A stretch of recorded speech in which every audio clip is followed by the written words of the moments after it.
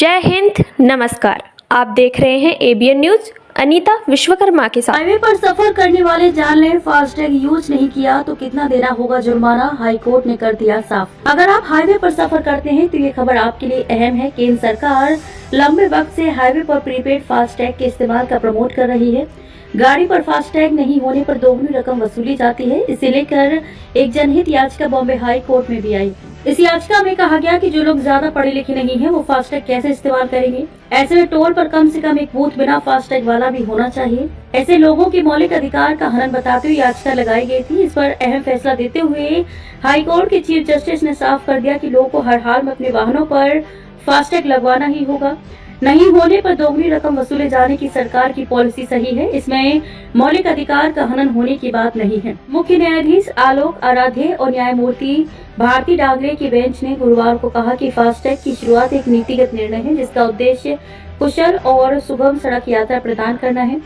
2014 में शुरू की गई फास्टैग प्रणाली बनी रहेगी। कोर्ट ने माना कि national highway authority of India यानी कि NHAI द्वारा लागू किए जा रहे केंद्र के नीतिगत फैसले में हस्तक्षेप करने का कोई न्यायिक औचित्य नहीं है।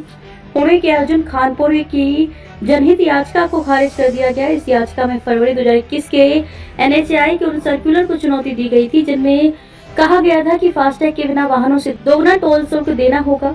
नकद भुगतान की अनुमति देने के लिए कम से कम एक लेन को हाइब्रिड रखने का आग्रह किया था। तर्क दिया गया कि उचित बुनियादी ढांचे की कमी के कारण फास्टैग का कार्यान्वयन विफल रहा है, जिससे यात्रियों को कठिनाई हो रही है। उन्होंने कहा कि ऐसे लोग हो सकते हैं जिन्हें अभी तक तकनीक की आदत नहीं है और उनसे दोगुना टोल टैक्स लेना मनमाना अवैध है और उनके स्वतंत्र रूप से घूमने के मौलिक अधिकार पर प्रतिकूल प्रभाव पड़ेगा। हाईकोर्ट ने कहा कि जनता को बदलाव अपनाने के लिए पर्याप्त समय देने के बाद ही फास्टैग को अनिवार्य किया गया है। साथ ही ये गलतफहमी है कि फास्टैग से लेस होने पर वाहन से वसूली की गई राशि जुर्माना है। राष्ट्रीय राजमार्ग शुल्क नियमों में ये प्रावधान है कि फास्टैग लेन में प्रवेश करने वाले ऐसे वाहनों को दोगुना शुल्क देना होगा। फास्टैग के अनिवार्य उपयोग से नागरिकों के मौलिक अधिकारों का उल्लंघन होने के तर्क को खारिज करते हुए न्यायाधीशों ने कहा कि फास्टैग से लेस नहीं होने पर वाहन को टोल प्लाजा से पार करने की अनुमति नहीं दी जाएगी। ये एक गलत धारणा है। हाईकोर्ट ने कहा कि तत्काल रिचार्जिंग के कई विकल्पों के साथ फास्टैग को उपयोगकर्ता के अनुकूल बनाया गया है। ये समझना मुश्किल है कि भारत में जनता फास्टैग को संभालने के लिए अच्छी तरह से सुसज्जित नहीं है।